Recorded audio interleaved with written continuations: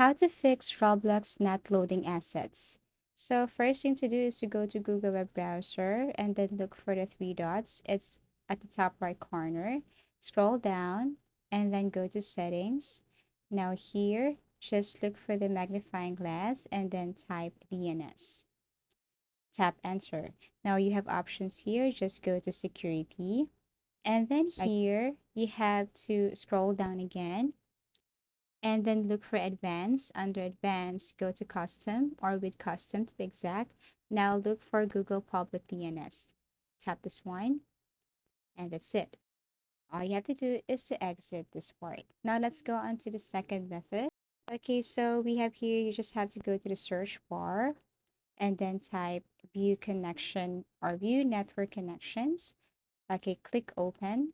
And then here, you just have to look for Wi-Fi. Tap this one, right click, go to properties. And then here, you just have to scroll down and look for Internet Protocol versions. Tap properties, scroll down and go to preferred DNS server. And then follow this one, 8888. And then below we have here 8844. Tap OK and then close. Restart your computer and I hope this will fix Roblox not loading assets. Thank you for watching this and I hope to see you in our next video tutorials.